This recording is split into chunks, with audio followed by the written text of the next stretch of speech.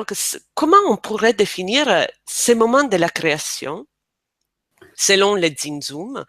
Et est-ce que le mal auquel vous faites référence est antérieur à la divinité ou pas? Alors, d'abord, je vais expliquer pourquoi est-ce Oui, que j'ai écrit ça. Parce que, oui, vous savez, quand on parle de Kabbale, les gens ont une fascination pour le Tzimtzum.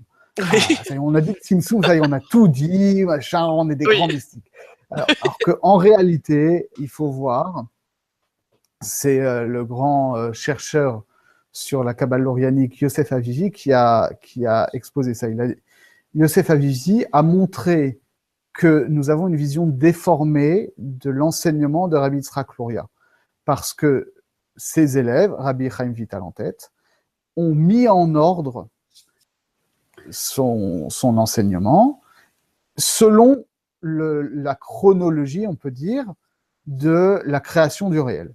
Et donc, le premier chapitre, on commence par le Tzimtzum, et ensuite, on va développer les différents types de sphirotes, qu'elles soient sous la forme de droite ou sous la forme de cercle, et ensuite, les différents mondes, la brisure des vases, et le tikkun, et les différents parties, etc.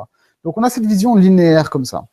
Ça a donné une place prépondérante au Tzimtzum, parce que c'est le premier chapitre. oui, Et puis, vous savez comment c'est. Il y a plus de gens qui lisent que le premier chapitre que des gens qui oui, lisent tout le livre, oui, par définition. oui, Donc, les gens s'arrêtent là-dessus et croient qu'ils ont tout compris. Alors que Yosef Avivi a montré qu'en réalité, Rabbi Yitzhak Luria n'a pas enseigné dans cet ordre-là. Il a commencé par enseigner par ce qui est pour nous aujourd'hui la fin, c'est-à-dire comment est-ce que les différentes séphirotes interagissent dans notre réalité pour ensuite remonter de degré en degré jusqu'à l'origine. Mais on peut comprendre le reste sans avoir forcément le Tzimtzum.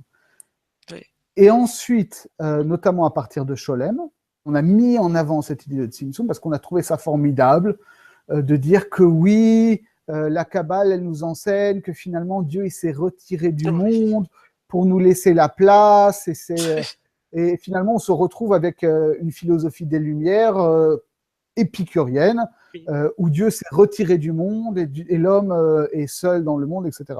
Alors que en réalité, ce que la doctrine du Tzimtzum, il y a un retrait et immédiatement après, ce vide ontologique, il est réinvesti par une lumière divine. oui, Et que c'est cette lumière divine qui va créer le réel en tant que positivité, en tant que yesh, qu'il y a de l'étang, et pas que du néant. Sinon, il n'y a que du néant.